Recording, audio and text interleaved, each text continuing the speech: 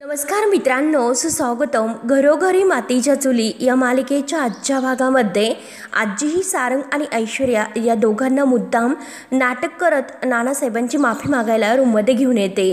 आणि नानासाहेबांना आता आजी म्हणते की म्हणजे याचा अर्थ असं समजायचा की तुम्ही काही बोलले नाही म्हणजे तुम्ही यांना माफ केलं म्हणून. आणि मग नानासाहेब याचा अर्थ असा घ्यायचा नाही की यांना परत संधी मिळेल का. तेव्हा आता लगेच नाना रागाने विचारतात की कसली संधी. तेव्हा आता आजीबाई म्हणतात की हो, नीट वागण्याची. तेव्हा आता नाना म्हणतात की हे बघा, संधी मिळत नसते तर संधी शोधायची असते आणि अर्थात म्हणजे त्यासाठी संस्कारी झालेले असावे लागतात. आणि ते संस्कार या दोघांकडे सुद्धा नाही. संस्काराचे काय हे नियम असतात हे जानकी आणि ऋषिकेश या दोघांकडे शिकून घेतले पाहिजे. जानकी आणि ऋषिकेश यांचं नाव ऐकून आजी, सारंग, ऐश्वर्या यांचा चेहरा लगेच आता फिका पडतो. त्यांना राग येतो. त्यांच्या चेहऱ्यावरील भाव ओळखतात आणि रागाने म्हणतात की जर तुमची शिकायची इच्छा असेल तर कळले का तुम्हाला. त्यावर आता ऐश्वर्या हळू आवाजात म्हणते की हो कळले. तर नाना रागाने म्हणतात की हो जा. त्यावर आता आजी लगेच म्हणते की हो, ते निघा सांगतात ना, मग आता इथे नाही थांबायचं, चला निघा निघा आणि नीट वागा. आजी सुद्धा मुद्दाम आता नानांसमोर या दोघांवर ओरडते. आणि काय समजलं सांगा बरं. तेव्हा लगेच ऐश्वर्या खांद्यावर पदर घेऊन अगदी संस्कारी अगदी शांतपणे म्हणते की सारंग, यापुढे आपण अगदी शांतपणे वागायचं बरं का. अगदी संस्कारी असेल तसे. तर सारंग लगेच नंदी बैलासारखा मान डोलावतं की हो हो ऐश्वर्या, तुम्ही म्हणताल अगदी तसे. तेव्हा आता नाना त्यांना निघा असे म्हणतात. तर ऐश्वर्या लगेच सारंगला म्हणते की सारंग चला. आजी म्हणते की हो हो जा. तेव्हा आता ते दोघे बाहेर जात असतात. तर नाना रागाने म्हणतात की बायकोचा बैल. तेव्हा आता हे दोघेही दरवाजात थांबतात. आजी तर तेथे नानांच्या रूममध्येच उभी असते. आणि नाहीतर काय असं नानांना सुद्धा ती म्हणते.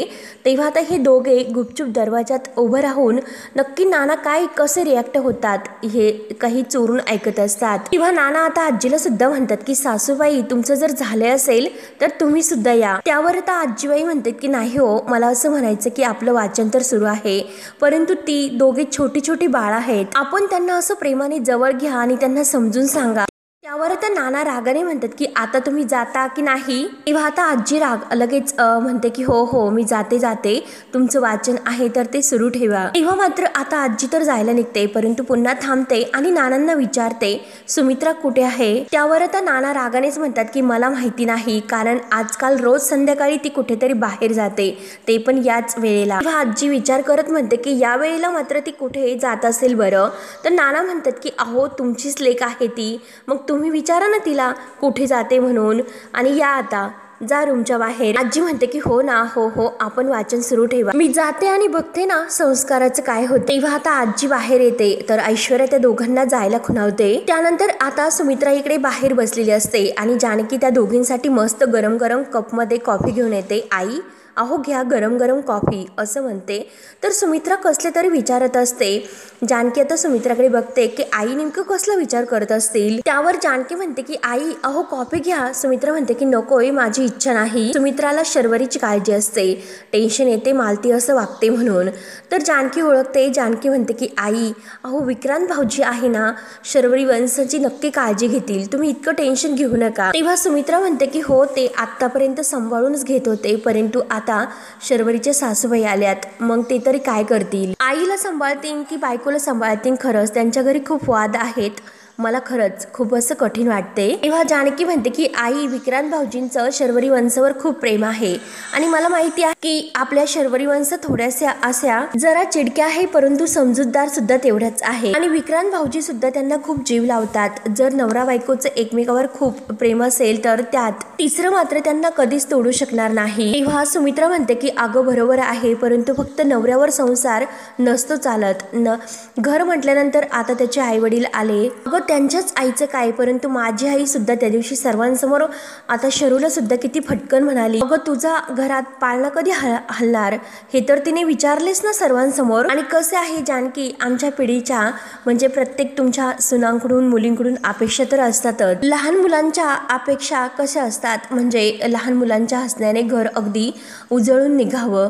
मग मालतीताईंच्या सुद्धा जशा माझ्या अपेक्षा आहेत तसंच असतात ना, आणि त्यांनी सुद्धा अगदी तशाच अपेक्षा माझ्या तोंडावर बोलून दाखवल्या. त्या अपेक्षेबद्दल मला त्यांना काही म्हणायचे नाही, परंतु जे काही त्या टोचून बोलत होत्यात ना त्यामुळे खरंच त्याचं वाईट वाटले. जे काही शर्वरीला बँकेचे व्यवहार जमतात, परंतु जेथे 2चे 4 होत नाही, तर तेथे ह्या सर्व ज्ञानाचा काय उपयोग, हुशार असल्याचा काय फायदा, हे जे काही टोचून बोललेले असतात त्याचा सुमित्राला आणखीनच वाईट वाटलेले असते. त्यावर आता जानकी म्हणते की अहो आई, तुम्ही त्यांना समजवायचं की असं टोचून बोलून नाव ठेवून काही होणार आहे का? ते पण खरं आहे की आपली मुलीची बाजू आहे, आपण कसं त्यांना हे समजावून सांगणार. आणि आई, तुम्हाला तर माहितीच आहे, शर्वरी वंश आणि विक्रांत भाऊजी दोघेही डॉक्टरांची ट्रीटमेंट घेतात. तेव्हा सुमित्रा म्हणते की हो ना, कळते ग मला. अगं त्या मला काही जरी बोलल्या तरी सुद्धा मी ते सहन करीन, परंतु शर्वरीला उठता बसता टोमणे मारत असतात. आता सुद्धा मी तुझ्या समोर बसले जानकी, परंतु शर्वरीचेच विचार माझ्या डोक्यात सुरू आहे. जानकी, अगं शर्वूला जर बाळ झाले नाही तर तिला सासुरवास सहन करावा लागेल, म्हणून सुमित्राच्या डोळ्यात खळखळ पाणी येते. तेव्हा जानकी म्हणते की आई, अहो तुम्ही खूप विचार करतात. शर्वरी वंश डॉक्टरांकडे जाऊन आल्यात ना, मला पूर्ण खात्री आहे की त्यांना नक्की आनंदाची बातमी मिळेल आणि त्या आपल्या सर्वांना आनंदाची बातमी देतील म्हणून. तेव्हा सुमित्राच्या जीवात जीव येतो. सुमित्रा म्हणते की देव करो, आणि जानकी असेच हो. त्यानंतर आता इकडे ऐश्वर्या, सारंग, आजी इकडे बाहेर येतात. तर ऐश्वर्या दोघांना म्हणते की नाना आपल्याला काय म्हणाले की आई रोज यावेळी बाहेर जातात, मग नक्की त्या कुठे जात असतील. आजी म्हणते की पण इतक्या रात्री मी सुमित्राला कधी बाहेर जाताना नाही बघितलं. तेव्हा सारंग म्हणतो की अगं आई गच्चीवर गेली असेल. आजी लगेच म्हणते की छे, अरे तिला बाहेर चढवतात का? तर सारंग म्हणतो की हो ना, ते तर बरोबर आहे. तेव्हा आता दार ऐश्वर्याला उघडे दिसते. मग ती लगेच म्हणते की दार इतक्या रात्री कोणी उघडे ठेवले, म्हणजे आई नक्की अंगणात गेले असतील. त्यानंतर आता जानकी, ऋषिकेश अजून सुद्धा माझ्याशी बोलत नाही असे सुमित्राला सांगते, आणि जो कोणी त्यांचा नानांना किडनॅप करणारा बॉस आहे, माझ्यामुळे ते त्यांना पकडू शकले नाही असं त्यांचा समज झालेला आहे. ते माझ्यावर आई राग धरून बसलेत. मला खरंच कळत नाही की मी काय करू बरं. दिवसेंदिवस त्यांचा राग तर वाढतच चालला, मी कसं हँडल करू त्यांना. तेव्हा आता सुमित्रा म्हणते तू त्याला प्रेमाने पटवून दे की तू त्याच्या बाजूची आहे म्हणून, आणि मग काय होतं, त्याचा राग नक्की शांत होईल. त्यानंतर तेवढ्यात सारंग, आजी आणि ह्या ऐश्वर्या तिघेही आता सुमित्राला शोधत बाहेर येतात, आणि नक्की ही कुठे गेली असेल. तेव्हा जानकी, सुमित्रा बाहेर बसलेले असतात, आणि त्या दोघी आता या तिघांना बघतात की नक्की आपल्याला बघण्यासाठी आलेत म्हणून. तेव्हा जानकी लगेच लपते, आणि तेवढ्यात आता समोर ते डोकावून पाहत असतात, आणि त्यांचे चेहरे पाठमोरे असतात. त्यामुळे मागे कोण बसलेले आहे हे त्यांना दिसत नाही, परंतु आजीचं बरोबर लक्ष जातं. आजी म्हणते की ते बघ, सुमित्रा तेथे बसलेली आहे. आणि तेवढ्यात मात्र जानकी लपून बसते, कारण ह्या समोर आता काही जानकी येत नाही. तेव्हा मात्र आजी, सारंग आणि ऐश्वर्या सुमित्रा जवळ येतात. आजी म्हणते की काय ग सुमित्रा, अगं तू कुठे जाऊन बसतेस, आम्ही किती तुला शोधत होतो की सुमित्रा कुठे गेली म्हणून, आई कुठे गेल्यात आणि वगैरे वगैरे सर्वजण आम्ही येथे शोधतो, आणि काय सुमित्रा तू येथे एकटीच बसली, मग एकटीच तू इतक्या रात्री येथे काय करतेस. तेव्हा सारंग म्हणतो की हो ना आई. तर सुमित्रा म्हणते की अरे खूप घरामध्ये गरम होत होतं, अगदी गार वारा सुटला होता म्हणून कॉफी पीत बसले होते. तेव्हा जानकी एका झाडाच्या मागे लपलेली असते, आणि बरं झालं मला वेळीच यांची चाहूल लागली आणि मी इथे लपू शकले. जानकी मनात हे सर्व बोलत असते की त्या ऐश्वर्याला आता समजले असते की आई आणि माझी टीम आहे. तेव्हा आता आजी सुमित्राला म्हणते की हो ना, उद्यापासून मी सुद्धा तुझ्याबरोबर येथेच बसेल, अगदी गार वारा खात. तेव्हा ऐश्वर्या म्हणते की आई अहो तुम्ही आता आज जा, कारण रात्र खूप झालेली आहे, मच्छर चावतील. आजी म्हणते की बघ ना, अगं तुझी सून किती काळजी करते तुझी. तेव्हा आता सुमित्राला घेऊन सारंग आणि आजी आत जात असतात, परंतु ऐश्वर्याला थोडासा संशय येतो. ऐश्वर्या इकडे तिकडे डोकावून बघत असते, आणि तेवढ्यात तिच्या पायाला जो जानकीने आता टेबल खाली कप ठेवलेला असतो तो कप लागतो, आणि तो कप खाली पडतो. तेव्हा मात्र आता ऐश्वर्या तो कप उचलते, आणि कॉफीचा कप खाली कोणी ठेवला असेल असं ती स्वतःला विचारते. तेव्हा आता जानकी डोक्याला हात लावून घेते, आणि जानकीने तो कप घाईने आता ऐश्वर्या, सारंग, आजी बाहेर आल्यानंतर तेथे ठेवून ती लपलेली असते.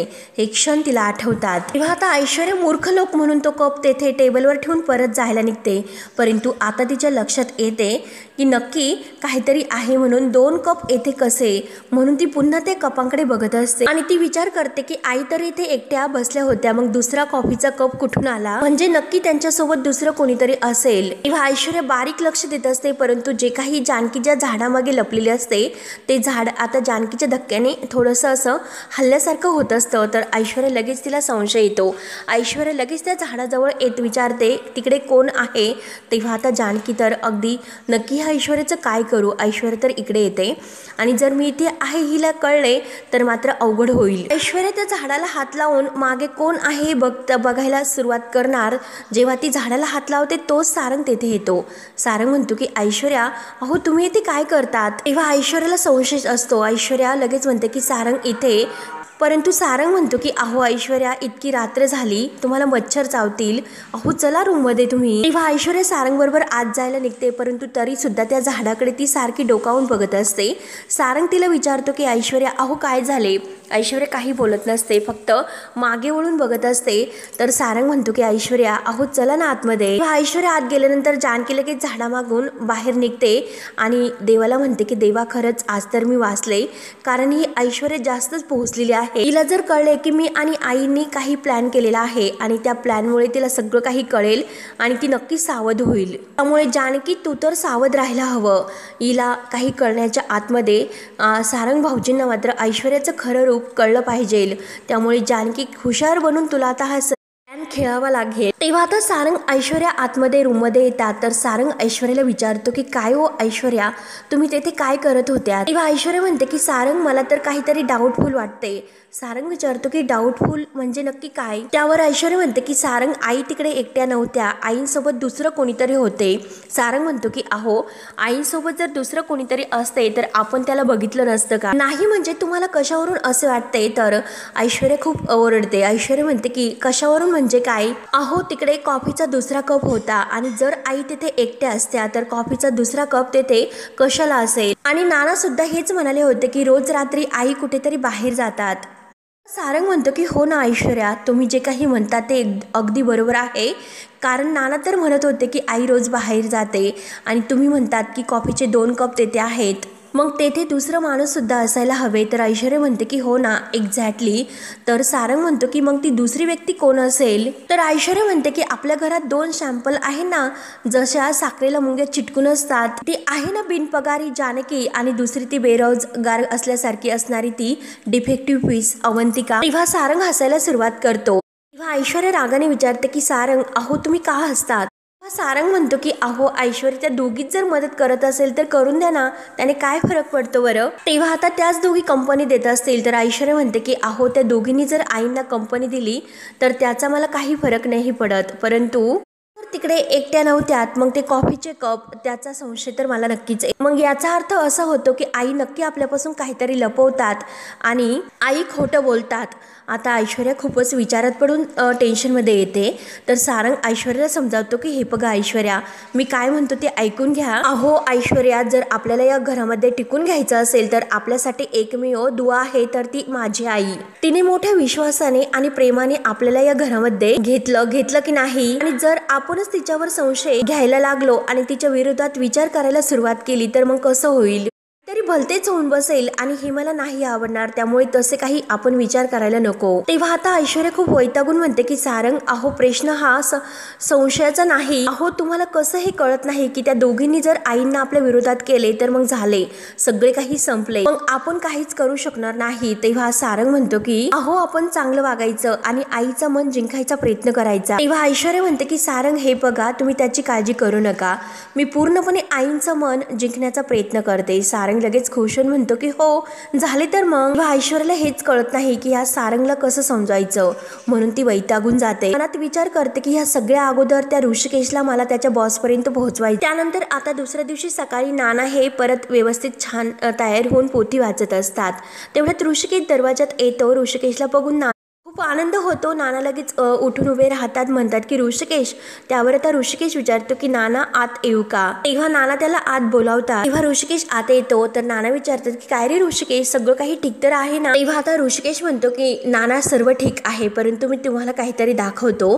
तर नाना विचारतात की काय दाखवायचे. तेव्हा आता ऋषिकेशला जे फोटो आलेले असतात सौमित्र आणि संपत, या दोघांचे फोटो तो नानांना दाखवतो. आणि या फोटोतील माणसाला तुम्ही ओळखतात का असं विचारतो. तेव्हा नानाचं संपतला अगदी करेक्ट ओळखतात. आणि नाना आता ते क्षण आठवता तेच म्हणजे हरून जातात, कारण नानाला संपतने चांगला त्रास दिलेला असतो, म्हणून नाना खूपच घाबरलेले असतात. तेव्हा नाना लगेच ऋषिकेशला सांगतात की अरे हा तोच माणूस आहे की ज्याने मला किडनॅप केले होते, यानेच हातपाय बांधून मला आउट हाऊस मध्ये आपल्या ठेवलं होतं, परंतु तुला हा फोटो कसा मिळाला?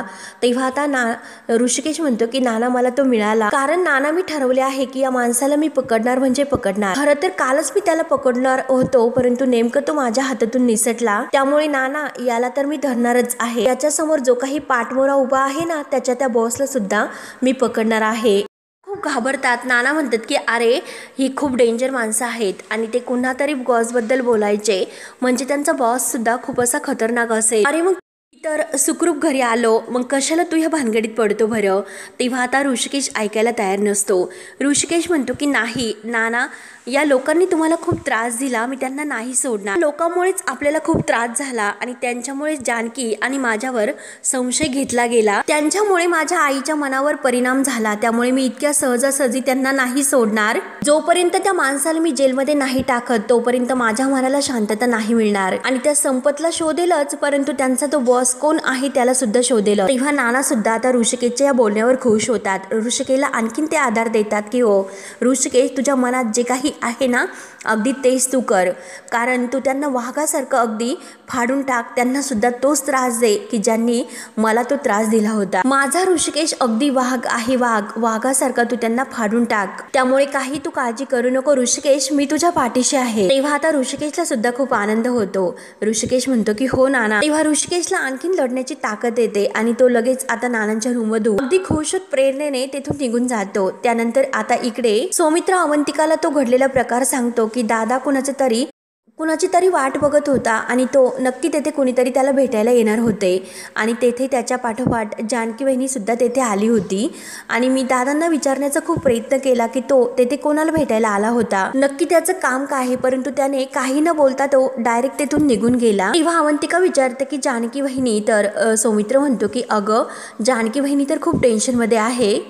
मी दादाला विचारण्याचा खूप प्रयत्न केला, परंतु दादा काहीच बोलत नाही आणि नक्की दादा काहीतरी चुकीचं वागतोय हे मला स्पष्ट दिसतं. हा सगळा मॅटर पोलिसांनी सांभाळायला हवा. मी त्याला इतक्या वेळेस समजावले, परंतु तो ऐकायला तयारच नाही. मग मीच आता दादाला कसं समजावून सांगू, म्हणून सौमित्रालाच खूप आता ऋषिकेशचे टेन्शन येते. तेव्हा आता अवंतिका म्हणते की सौमी तू शांत हो, स्वतःला इतका त्रास करून घेऊ नको आणि हे बघ दादाला फक्त आणि फक्त जानकी वहिनी समजावू शकतात. अरे पण मला सांग तू तेथे काय करत होतास? तर सौमित्र म्हणतो की मी एका क्लायंटला केसबद्दल भेटायला गेलो होतो आणि तिकडे जाऊन बघतो तर हे सर्व. तेव्हा आता अवंतिका म्हणते की हे बघ तू ओव्हर थिंकिंग करू नको आणि तेवढ्यात जानकी आत येते आणि हे बघ सगळं काही ठीक होईल, तू टेन्शन घेऊ नकोस. तेव्हा जानकी हे सर्व ऐकते आणि म्हणते की अरे वा, रणदिव्यांची धाकटी सून फारच जबाबदार झालेली दिसते. अवंतिका आणि सौमित्र या दोघांना हसायला येतं, तर अवंतिका हात जोडते आणि माझा गुरु कोण आहे की साक्षात जानकी देवी. जानकी म्हणते की हो का अगं, आणि हसून म्हणते की सौमित्र भाऊजी अहो. अवंतिका म्हणते ना अगदी तसे, सगळं ठीक होईल, तुम्ही काळजी करू नका. सौमित्र लगेच विचारतो की बहिणी तुझं दादाशी बोलणं झाले का? तर आता जानकी म्हणते की हे बघा सौमित्र भाऊजी, तुमचे दादा माझ्यावर चिडलेले आहे आणि हे बघा जरीही तुमचे ऋषिकेश दादा हट्टी असले ना तरी सुद्धा मी त्यांची बायको आहे, मी अशी तशी हार नाही मानणार, हो की नाही अवंतिका? बघाच तुम्ही. परंतु आता मात्र खाली चला, मी तुमच्यासाठी गरम गरम इडली बनवली. तेव्हा मात्र सौमित्राला खूप आनंद होतो. सौमित्र म्हणतो की जानकी बहिणी तू इडली केलीस? तर अवंतिका म्हणते की हो सांबर सुद्धा, चटणी म्हणून आता तिघेही खूप हसतात आणि अगदी खुश होत तिघेही खाली येतात. तेव्हा मात्र ऐश्वर्या तिघांचे बोलणे ऐकते आणि आता मनात ठरवते की हो हेच तर मला हवं आहे, कारण ऋषिकेशने कुणाचंच काही ऐकून घ्यायला नकोय. आणि घाईने ती आता टेबलवर पडलेला सौमित्रचा मोबाईल घेते, म्हणजे ती सौमित्रच्या रूम मध्ये आलेली असते आणि आता मी याला दाखवते म्हणून ती बरोबर आता तिच्या प्लॅनचा निशाणा सौमित्रचा मोबाईल बनवते आणि लगेच ती आपल्या पदराआड फोन लपवते आणि बाजूला घेऊन जाते. त्यानंतर आता इकडे विक्रांत काहीतरी कामात असतो. शर्वरी रागानेच तेथे येते आणि विचारते की काय करतोय, तर विक्रांत आता त्याच्या कामाबद्दल सांगतो. तेव्हा आता रागाने शर्वरी त्याच्या हातातील मोबाईल घेते आणि विक्रांतला रागाने म्हणते की हे बघ अगोदर घरातील प्रॉब्लेम सॉल्व्ह कर. तर विक्रांत विचारतो की कसला प्रॉब्लेम? तर शर्वरी म्हणते की तोच अचानक आलेला. तेव्हा आता विक्रांत सुद्धा तिच्यावर रागवतो आणि शर्वरी जरा आती होतोय. अगं तू माझ्या आईला प्रॉब्लेम म्हणतेस का? अगं ती माझी आई आहे, मग तुझी कोणीच नाही का? तेव्हा तेव्हा शर्वरी म्हणते की अरे आहे, कारण मी त्यांना आपलं मानते परंतु त्या मला आपलं मानतात का? अरे तू आल्यापासून बघतो की त्या सारखं सारखं मला टोचून बोलतात आणि मलाच नाही तर माझ्या आईशी सुद्धा तसंच वागल्यात, सुद्धा खूप अपमान करून तिला सुद्धा नको नको त्या बोलल्यात. तेव्हा आता विक्रांत म्हणतो की हे बघ, तुझं म्हणणं खरं आहे परंतु तर शर्वरीच आता त्याला शांत करते आणि शांत राहू असं तुला म्हणायचं आहे, हे बरोबर आहे ना? अरे मी कशी शांत राहू? अरे येथे मला या घरात सर्कशीत राहिल्यासारखं वाटतंय. अरे आता सुद्धा आता त्या किचन मध्ये आहेत ना उभ्या सर्कशीतील अगदी मास्टर सारख्या, सारखं आपलं हे ठेव ते नकोय, काय विक्रांत हे सर्व? तेव्हा आता विक्रांत हसून म्हणतो की अगं मला एक उपाय सुचलाय, म्हणजे जेव्हा ती किचन मध्ये असेल तेव्हा तू बाहेर थांब आणि जेव्हा तू किचन मध्ये असेल तेव्हा तू तिला बाहेर थांबायला लाव, त्यामुळे भांडण होणारच नाही. कशी वाटली बरं माझी आयडिया? शर्वरी विचारते की मी त्यांना बाहेर जाण्याचं सांगू का? तर विक्रांत म्हणतो की हो. तर शर्वरी म्हणते की त्या मला काय विचारतात की तू मला बाहेर जायला सांगणारी कोण बरं? अरे तुझ्या आईवर तर कोणतेही उपाय नाही चालत आणि तुझी आई किचन मध्ये काय करते तुला माहिती आहे का? सगळ्या डब्यावरती चिठ्ठ्या लावते. तर विक्रांत हसतो आणि मला माहिती आहे तिला तशी सवय आहे. अगं हे तर लहानपणापासून मी बघतोय आणि हे बघ तिला तुमच्या घरी करायला सांग हे सर्व, कारण माझं किचन माझ्यासाठी पर्सनल आहे. तिने अशी लुडबुड केलेली मला नाही चालत. प्रत्येक बाईसाठी हेच हवं असतं, त्यांना ते मुद्दाम कळून घ्यायचं नाही. विक्रांत आता शर्वरीला समजावण्याचा प्रयत्न करतोय. अगं शर्व तू नको इतका विचार करूस, काही दिवसांचाच प्रश्न आहे. तर शर्वरी म्हणते की अरे काही दिवसांचा प्रश्न नाही, त्या काय म्हटल्यात की नातवाचं तोंड बघेपर्यंत त्या इथून नाही जाणार, म्हणजे तोपर्यंत त्या मला सारखे टोमणे मारत राहणार, टॉर्चर करतच राहणार आणि त्यांच्या नजरेत मला हे दिसतं की मी त्यांच्यासाठी वंशाचा दिवा नाही देऊ शकत आणि त्यांनी अगोदरच मला हे अपराधी ठरवलेलं आहे. विक्रांत समजावतो की अगं तिला तसं नसन म्हणायचं. शर्वरी म्हणते की नाही मला पूर्ण समजते, तुला समजत नसेल, त्यांना काय म्हणायचं हे मला सर्व कळलेले आहे. शर्वरीच्या डोळ्यात पाणी येत असतं आणि विक्रांत जर मला बाळ झाले नाही तर त्या मला घरातून बाहेर काढतील का रे? तेव्हा शर्वरी आता रडतच विक्रांतच्या मिठीत येते, खूप रडत असते. विक्रांत तिला समजावतो. शर्वरी म्हणते की तू प्लीज त्यांना समजाव, हे बघ आपण आता टेस्ट केल्यात ना, मग नक्की रिपोर्ट येतील आणि त्यावरून कळेल काय आहे ते. आणि हे बघ शरू रडू नको, तुला कोणी घराच्या बाहेर काढणार नाही, मी आहे ना. म्हणून तो शर्वरीला शांत करतो. त्यानंतर आता जानकी सर्वांना इडली वाढते. तर सर्वांसमोर सौमित्राला विचारते की भाऊजी अहो इडली कशी झाली सांगा ना. तर सौमित्र खुशून म्हणतो की अगं अगदी सुपर, कारण इडली ही कापसासारखी अगदी सॉफ्ट झाली, खुणावतो आणि वहिनीकडून शिकून घे असं म्हणतो.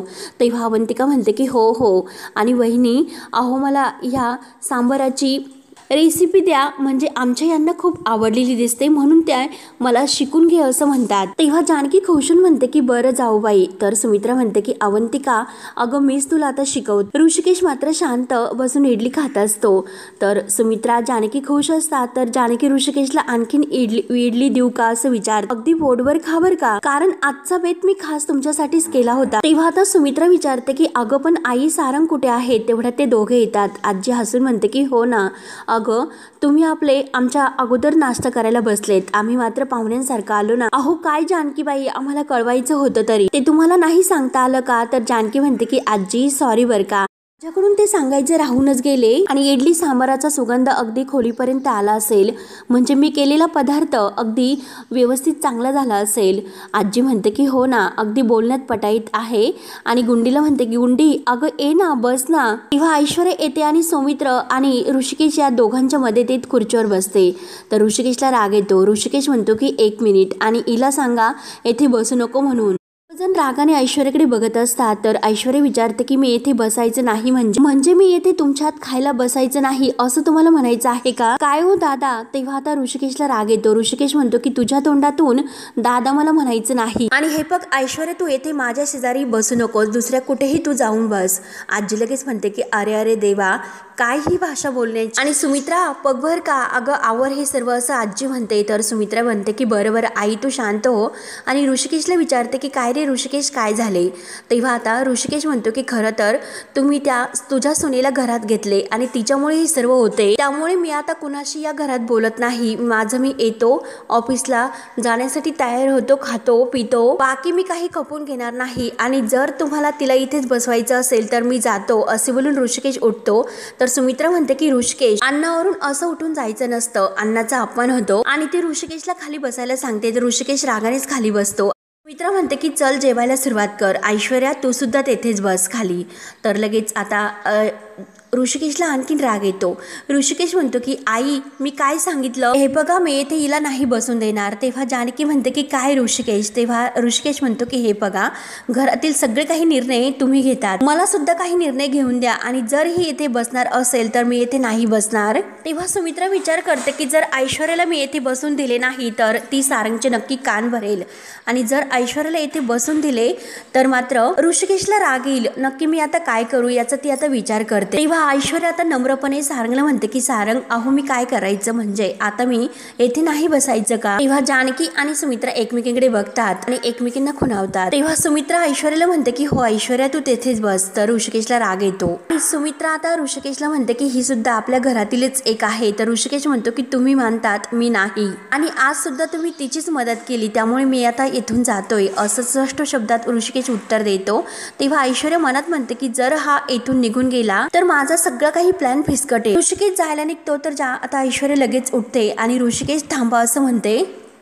बघा ऋषिकेश, अहो तुम्ही कितीही मला घरात आणले असेल तर तरी सुद्धा कोणीच मला अजूनपर्यंत स्वीकारलेले नाही, म्हणून माझ्यामुळे एकतर तुम्हाला खूप त्रास झालेला आहे, तुम्ही थांबा मी जाते। आणि तेवढ्यात आपला जो काही पदराड सुमित्राचा मोबाईल लपून तिने आणलेला आहे तो टेबलवर ठेवून देत, आणि मुद्दाम ती त्यासाठीच तेथे बसलेली असते। ऐश्वर्या जायला निघते तर सारंग लगेच उठतो। ऐश्वर्या, तुम्ही जर इथे थांबला नसेल तर मी सुद्धा तुमच्या मागे येतो। तेव्हा आता ते दोघेही जायला निघतात तर जानकी म्हणते की सारंग भाऊजी थांबा, परंतु सारंग म्हणतो की नाही वहिनी, आम्ही आमच्या रूम मध्ये जाऊन खाल्लेलं बरं राहील, असं तो ऋषिकेशकडे रागाने बघत म्हणतो। आणि ऋषिकेशला म्हणतो की दादा, तो जे काही माझ्या बायकोशी वागतो ना ते मला नाही आवडलेले, हे लक्षात घे। तेव्हा आता ऋषिकेश चिडतो। ऋषिकेश म्हणतो की बायकोचा बैल कुठला, तुम्हाला शिकवणार का आता ही सर्व? तेव्हा आता जानकी म्हणते की हे बघा ऋषिकेश, तुम्ही शांत व्हा, घरामध्ये जेवणाच्या वेळेस वादावाद नकोय।